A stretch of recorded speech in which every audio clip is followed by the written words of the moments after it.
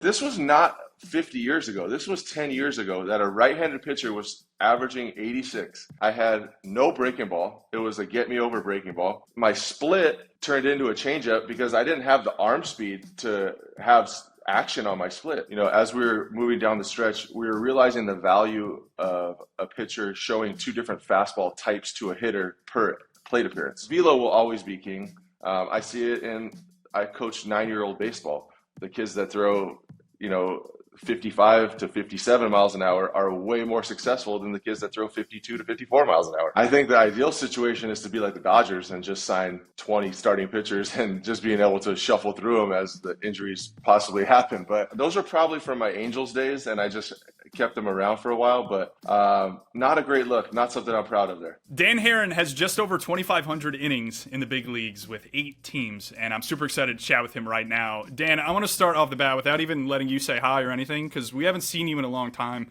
and I was digging through some pictures of things, and I found a couple that you're going to have to explain to me. So I guess we're going to play a little like what you call Explain That Graham. So the first one here, what is going on here? This is you, Rich Hart. Is that Eric Chavez with the soul patch? That's Houston Street. Oh yeah, it's Eric Chavez there. Houston Street there, Eric Chavez. So this is Oakland A's clubhouse, circa 2000 and probably 5 or 6. We had a video game machine in there. There was a lot of Street Fighter 2 being played, actually. And different clubhouses around the big leagues had these in there. This was like in the DVD watching stage of people's lives, not phones. So, we would travel around different cities and play. I would play if another team had it, I would go over and play. But I was known as one of the better Street Fighter players in the big leagues. And I would say my toughest battles were actually not against Houston Street and Eric Chavez. It was Rich Harden. Was really good. That's great stuff. Yeah, I absolutely love that. I love these like behind the scene clubhouse stuff that I just feel like we never get any exposure to as the public. I got one more for you. This might be a little embarrassing, but that's the point. What on earth are these glasses, man? This is later in your career, I think.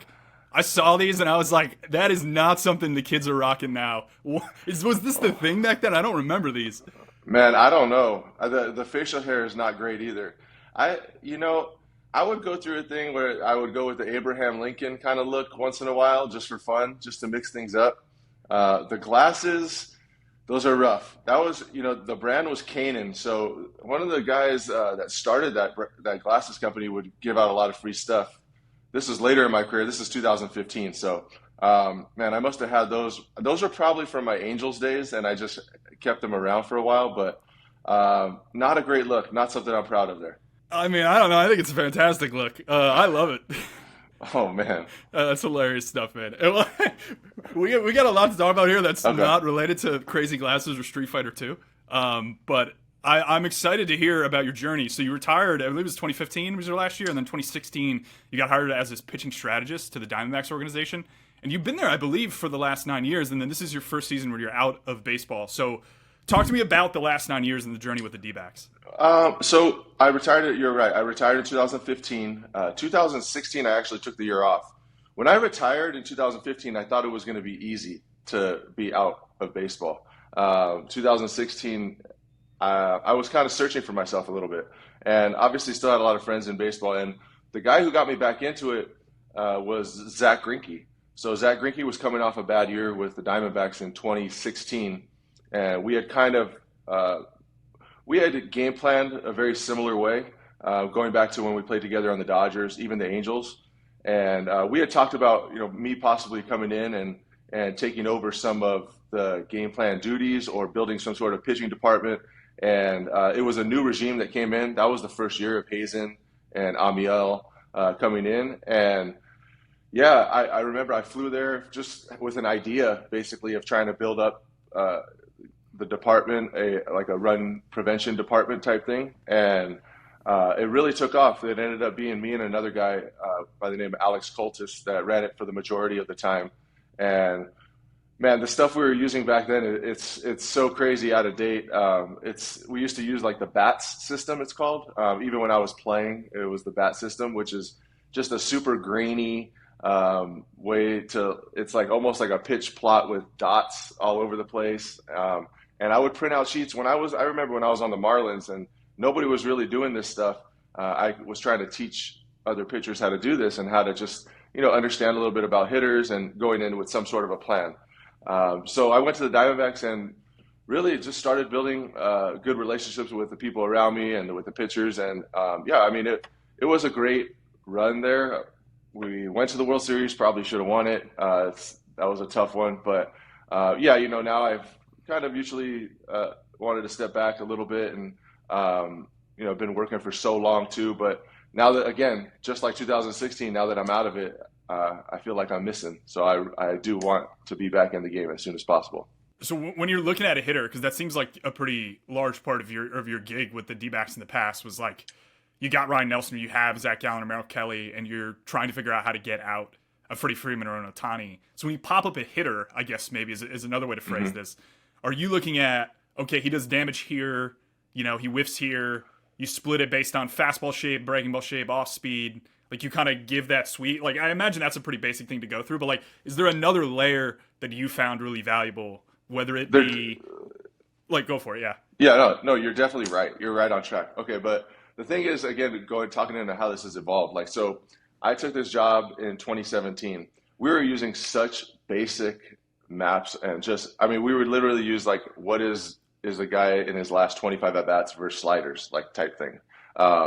It evolved really throughout the years. And I would say my last few years, I really tried to understand what a hitter was trying to do. So, when it comes to analyzing pitchers and hitters, you would think, oh, I pitched 2,000 plus innings. I should be able to be a great pitching coach. I probably would do a good job of that, I think. But I think my strength is analyzing hitters, what they do well, understanding what they're trying to do. So I think just the other layer would be, whether it's spray charts on certain pitch types, understanding like what they're actually trying to do in specific counts. Are they leaving the zone in certain counts? Where is their slug, obviously on different pitch types, but a lot of it is just trying to really get into the head of what I think that the hitter will be trying to do. So I think a big part of it is obviously for someone that's been around like a Zach Gallen is historical data. So, that's one of the layers that we look into is, has this guy been successful in the past? What has he hit? Why has he hit? What were the counts that he hit? Was it early in the game? Was it late in the game? What were the pitches previously to that? So a lot of it is really understanding hitters. And like I said before, is like these hitters are changing. If you look at snapshots of 50, 100, 250, then the whole season, it might look like they cover everything. But in a smaller vacuum of maybe 2 weeks or 50 at bats or 75 at bats, you might see that maybe their bat has slowed a touch to cover this certain pitch, or they're chasing this maybe 35% of the time as opposed to throughout the season maybe 21% of the time. So their chase rate is up on a specific pitch type. So using those things in the game and then kind of all putting it together and figuring out what, again, it's simplifying it too for pitchers because they can't handle all of that information. So what do I think that they would benefit most from knowing? Yeah, it's fascinating to hear you talk about the hitting side because I feel like in the modern sense, when we get new hitting data from Baseball Savant and elsewhere, I like look at it and then I go, oh, this is really like a pitching stat in disguise, like attack angle and contact point is so dependent on pitch type and all these other things that as you talk about hitting, my brain just goes towards the pitching side and what's happened recently where we see a bunch of different shapes, a lean in the league towards these guys who supinate well and get on the side of the ball such that you could seam shift into a bunch of shapes. To me, that sounds like pitchers are trying to give hitters as many problems as possible, even if it's not chasing, the pitch that has the best raw stuff in their repertoire as much as possible. And for sure, that feels like modern baseball to me. Is like a bunch of shapes, cut the ball so you can seam shift it. You're throwing 4 to 5 wrinkles per hitter. And that's how you get guys out now. It seems like when we first got all the stuff plus stuff, it was like, just throw your best pitch as much as possible. But now, to be a starting pitcher and turn over a lineup because hitters are so good, have you noticed that like you have to have 3 or 4 shapes per 100% batter? I guess. There was a time, I think this was the World Series year for us, 2023, that as we were moving down the stretch, we were realizing the value of a pitcher showing two different fastball types to a hitter per plate appearance. So being able to show them the sinker and cutter in one plate appearance, or the four seam and sinker in one plate appearance, what was their OPS would drop, what is it, 40 to 60 points if you were able to do that. So winning those little things, trying to understand those things. But, with the Stuff Plus, I do agree with that. And also like the Location Plus, I know I was watching a video that you had sent probably 2 weeks ago about the Location Plus and how it's so hard to quantify that though, and it was always a really difficult thing. The one thing that I really wish that we could quantify better is command and location, and being able to really understand if pitchers are hitting their spots or not. And I do think that as time has also progressed, even from 2017 to when I first took the job to now, you see that velo is obviously always king. Okay, so the Diamondbacks organization, for one, it's always seems like it's been a struggle to have a hard velo, whether it was bullpen or overall pitching staff, always been a little bit toward the bottom. That's going to make your margin for error much smaller. So I always look at velo as just giving you that margin for error. So a guy if a guy's throwing 90 to 93, yeah, your margin for error is going to be small. You're going to be needing to move the baseball around the zone and have, a Merrill Kelly type sinker, four seam, cut, all of them with a slider, curveball, changeup, doing everything. So one of the reasons he's so good is because he can throw 6 different pitch types in the zone at any time. So, that's kind of the card he has to play. But velo will always be king. I see it I coach 9-year-old baseball. The kids that throw, 55 to 57 miles an hour are way more successful than the kids that throw 52 to 54 miles an hour. It's crazy. So even now, we're really we're chasing velo. I'm not chasing velo for my little ones, but even in the high school, I watch a lot of high school baseball out here. The high school baseball is so good, and stepping away from the D-backs has given me a little more time to be involved in the community, going to different. There's a Trinity League baseball out here with Mater Days and Jay Serras and Bosco. It's the baseball is so fun to watch. Yeah, it's fascinating to see. I guess this segues into something that I don't think I sent you on the rundown that I wanted to get to, but pitching injuries, we got this scuba scope thing now where you're going in and removing bone spurs with minimally invasive procedures and all these other elements. And I feel like anytime I talk to someone who I would say leans on the more old school side of things, I get these like kind of crazy half-baked ideas as to how you keep pitchers healthier, whether it be the dude needs to run more pulls to just random things that when I talk to like high performance people, they're just like, no, like it's a tissue problem. I don't entirely know how to fix it. We probably think it's genetic and something else. Like, how exactly do you think we figure out how to keep pitchers healthier in the next 5 to 10 years? Is it just something that eventually teams will figure out, or is there a process? I know this is a huge question to tackle, but like, how frustrating is it, I guess, as an organization to be baking in a Tommy John every 5th year for a dude who throws 96 plus, I think the ideal situation is to be like the Dodgers and just sign 20 starting pitchers and just being able to shuffle through them as the injuries possibly happen. But, they're in a very unique situation where they can deal with things like that. Velocity is always going to obviously put more strain on the body. Even myself, I was a hard thrower when I came up in the early or to the late 2000s. I had to evolve as a pitcher. Hurt my hip was destroyed, my back was destroyed, and I'm so jealous of a guy like Verlander who has been, we would compete 15 years ago, and here he is still out there. I know he's been injured this year, but for his arm to hold up this long is just incredible. Is there a way to fix it? God, I think that if there was by now, we would have figured it out. So I just think that as we prioritize velocity, even at a younger age, unfortunately, you see a lot of high school, college guys getting that Tommy John early on, and even in the youth sports, it's there. So I don't think there's a way to tackle it. I think as long as we prioritize velocity, it's just always going to be that way. Yeah, I get you. And you brought yourself up as a pitcher, which means I have to go to another screen share because I have your plot from 2015 that I wanted to show you. I don't know if did you guys look at pitch plots back in the day, or is this even a thing? No, we didn't. My 2015. All right. So have you ever seen your own pitch plot? I might have glanced at it probably when I You was. don't want 2015. Okay, no, let's not. Okay, but my 2015 season should be studied in the history books. Okay, what was my average velo Why? that year? It had to be Yeah, I 86, see it. It's 87. 86.6. Okay, 86.6 on what? your four How? seam. Yeah, we're looking at it. It's crazy. This was not 50 years ago. This was 10 years ago that a right-handed pitcher was averaging 86. I had no breaking ball. It was a get me over breaking ball.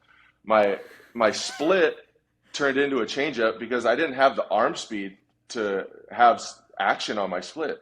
Really, I was throwing 70 cutters a game, and some would be small, some would be big, some would be medium, and it was really a four seam, small cutter, medium cutter, big cutter, and that was really it. Occasionally, I'd try to two seam it, but man, I don't think that. I think the game is. It's like it's talking like when Babe Ruth back in the day. Oh yeah, you had or Bob Gibson. He had 43 complete games in a year. My 2015 season was absolutely amazing considering what I had out there. Jesus. That's what I'm saying, because like I saw split and change here, and I was like, "Ooh, you're doing like the Cal Quantrill, Logan Gilbert, intentional." But you're telling me that it was not intentional; it was just a byproduct of arm speed. You were 86.6. The one thing that jumps out to me, doesn't seem like we have extension from this era. I imagine you were probably like a shorter extender, but your release height was 6'6", which is well above average. Like release heights baseball average is like 5'8". So were you just so downhill with the cut that like you created these like steep approach cutters into the zone? That's my only guess as to how you succeeded. No offense. I don't know. I was in so much pain, to be honest with you. I don't know. I was just doing whatever I had to do to get by. I don't know how I was making start after start. I think I made every start that year too. I my extension got smaller and smaller as I aged. So my hip, I got my hip replaced shortly after I retired. But that's why I retired, is because I couldn't walk, let alone pitch anymore. So my extension, I had to have some of the shortest extension for how tall I actually was. But then, yeah, the release height was high. I was trying to get on top of my cutter. So I was trying to get on top of it and really play with the four seam cut and then almost like a big cut slider type thing. So I would work almost exclusively to the glove side of the plate and then try to backdoor cutters when I felt like a lefty was, maybe his eyes were too far in, and try to keep him honest with that. But man, I don't know how I did it, honestly. And the fact that the Cubs traded for me that year, man, that's crazy. Can you imagine trading for a 35-year-old righty that's averaging 86 in a playoff race? Oh my, could you imagine the stress for me trying to perform? You were just talking about how velo minimizes margin for error, and you were throwing 86.6 and succeed. Zero. Your last season, I think you had like 1.5 F4, man. That's $15 million right there of value. It was amazing. I don't know how I did it. Seriously. I wasn't active on the Cubs playoff roster that year. Thank God. Of course I told him, oh yeah, I'm good. I'm good for whatever you need. But deep down inside, I knew I was cooked. That's so funny, man. No, I love pulling that stuff up. I just think it's so funny. I know True Media has like some really old data, and I've occasionally looked at it. Like they have some old Mariano cutters in there. I always wonder what that shape was and some other things. But anyways, I could talk about that stuff all day with you. You were talking a little bit ago about not measuring command well still. I imagine back then if we had like a precision or accuracy score for you, you probably would have been 95th percentile. I think that's, again, the only way you could have worked with those shapes.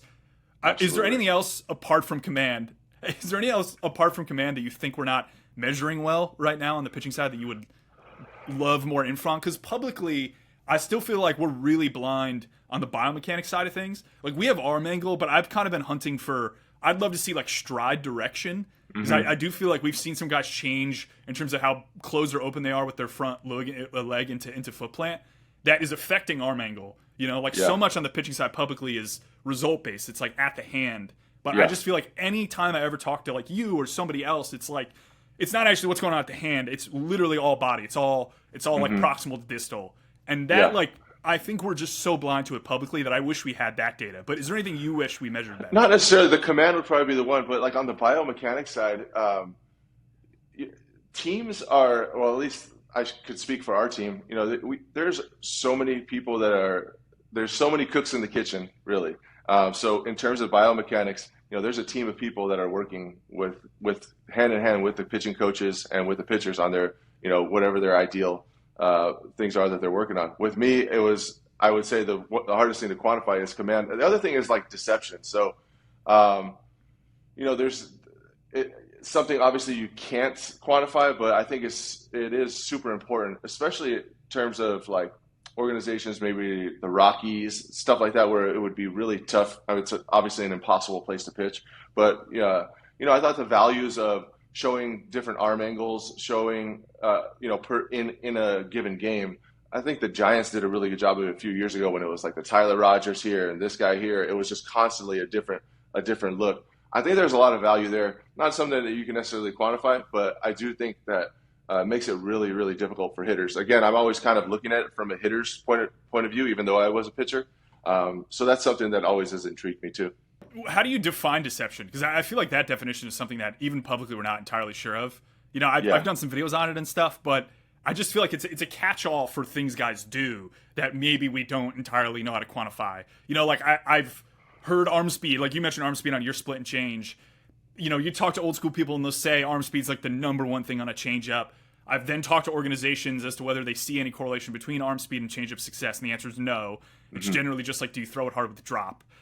So there's all these counter evidence relative to the ideas that people who've pitched successfully in the majors have had for 20 years that are hard to reconcile.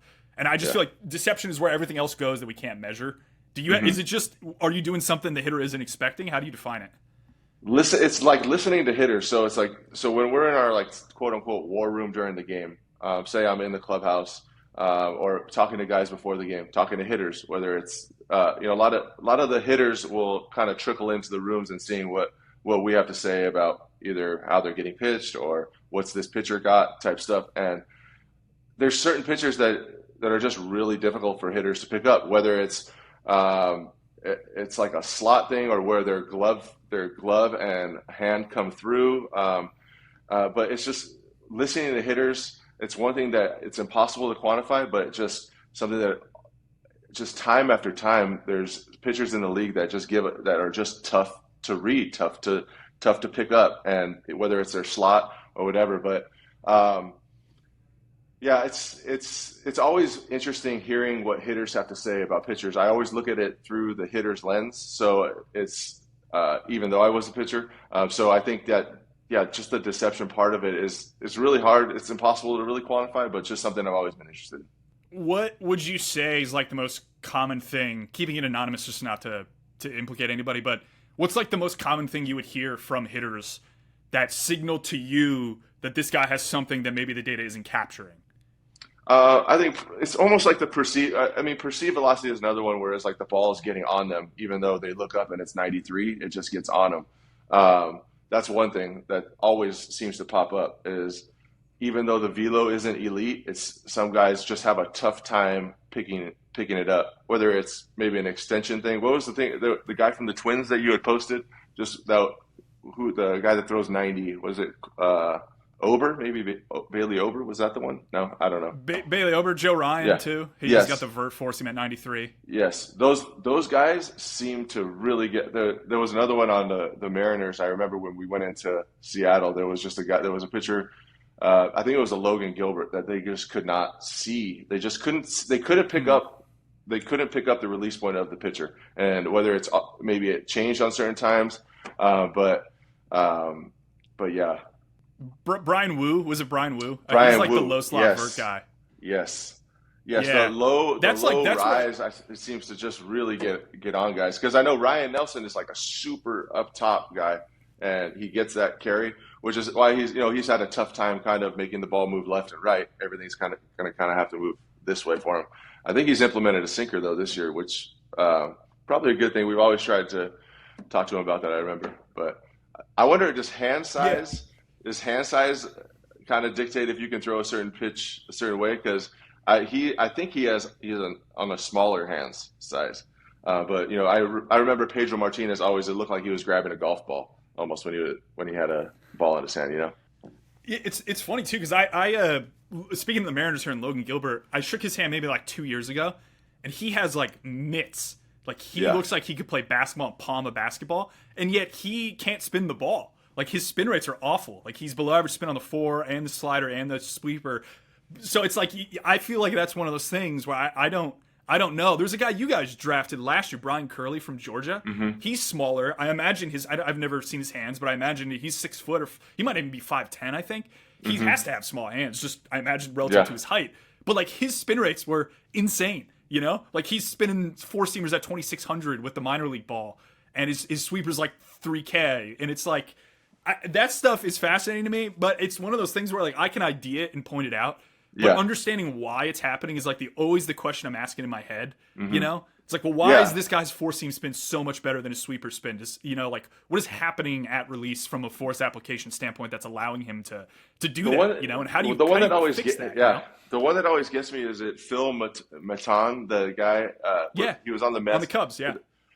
On the Cubs, the curveball, right? 3,000 or whatever, but he's only like what does he throw? 88, 90, 91. It's not crazy. Like I never understand. He's crazy on the side of the ball. That's just crazy.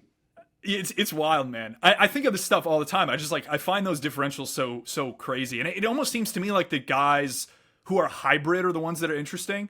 I don't know if you're gonna know this name, but I was just looking at a picture earlier today from the Marlins named Carson Milbrandt. He's a high schooler. He's a righty. You heard of it? Yeah. So this dude, like, he seems to me like if you're categorizing someone as a hybrid, where it's like you could actually spin the four, you're efficient on your fastball, so you're like 95% plus spin efficiency, and you can like actually create. You can hold a velo, supination at velo. Like this dude's throwing 85 mile per hour sweepers with negative 5 inches of vert. His four seam's like 96% efficient, 17 and 11 at 95. Like, what is he doing? Like, he needs to be broken down in a lab where it's like, if you're trying to actually like create a player, create a pitcher, that's what I want. I want him because he can do everything. Crazy. He can do what we're saying in terms of creating complications to hitters, where it's like this dude could throw a downer sweeper to lefties and he could vert a four seam to lefties and he has a sinker for righties. Like that is crazy to me. And I don't. It doesn't seem like we've ID'd how that guy can do that. Like, is that taught? Ryan I Nelson. don't even He's know. Still a great pitcher. Is that something that he's taught, or is just something that he can do and he's always been able to do? I don't know. I don't know either. Yeah, that's why I brought you on to help me figure this out, man. Come on. No, you're so much smarter than me with all this, man. No. So, like, what's next for you? Like, you're out of ball right now. You're coaching your kids. Like, do you want to get back into baseball? Like, what's the long term next 2 to 3 years? I know it's really hard to project fibers in the future. What do you want to do the next 2 to 3 years? I think baseball is very cyclical. So, you know, there was a time where the old school people, you know, were dominating the game, and then it was like an analytics takeover. I mean, even look like a Joe Madden, right? So Joe Madden was Tampa Bay, the leaders of analytics, the leaders of it. And, you know, he goes to the Angels, and I really think that he swung the other way on it.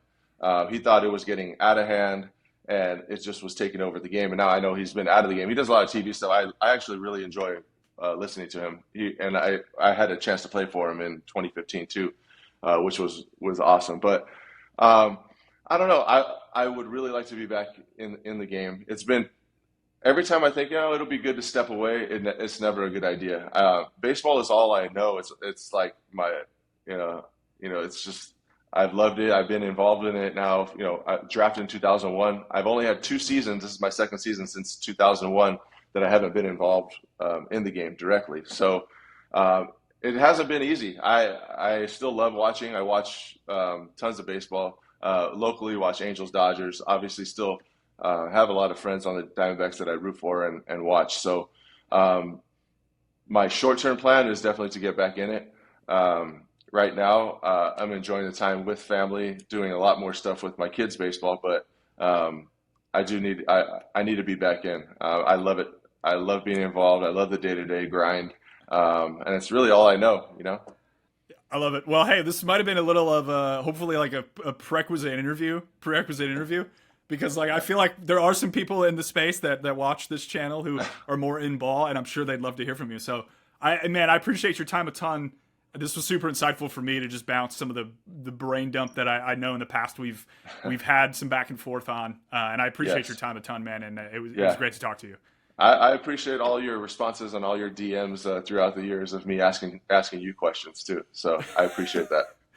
It was more in the inverse. He's embellishing. No. Thanks everybody for checking out this interview. Appreciate you guys as always. Check me out on YouTube and Substack. We'll see you soon.